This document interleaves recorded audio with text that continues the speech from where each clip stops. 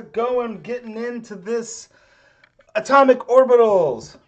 Super exciting stuff. There we go. That's better. I love this stuff. This is really cool. When I teach general chemistry and we talk about the orbitals, I always love telling the students, if you have me in PChem, we're gonna come back and we're gonna see this stuff in full detail. So here we go. Okay, so what's probably familiar to you are the sub shells, SPD, F, etc. Okay, corresponding to L is equal to 0, L is equal to 1, L is equal to 2, L is equal to 3, and then so forth. Okay.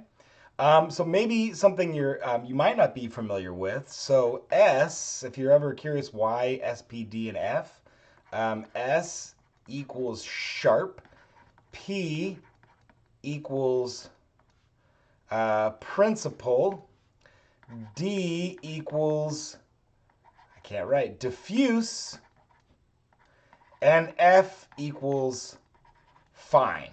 And those are all references to the types of spectra that are observed from those various subshells: sharp, principal, diffuse, and fine.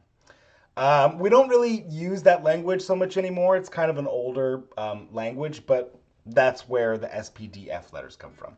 And now, because that's the end of the periodic table right there, after the F subshell, it just goes in alphabetical order: G, H, I, etc. Okay. So maybe what you're less familiar with is this notion of shells. Okay. So shells are in reference to the principal quantum number n. So when n is equal to 1, we call that the K shell. When n is equal to 2, we call it the L shell, and then M, N, and so forth. Okay? So if we look at our old familiar energy level diagram, and I'll note that this diagram is for hydrogen only, because for hydrogen only, the subshells are degenerate. Okay? Degenerate for hydrogen only. Okay? And that's because it only has one electron. So as we shall see, when we start having multi-electron atoms, the subshell energy levels split due to electron-electron interaction. But for hydrogen and hydrogen only, okay, here you can see we've got the K shell corresponding to n is equal to 1, okay, and there's only one degenerate level in that K shell for hydrogen.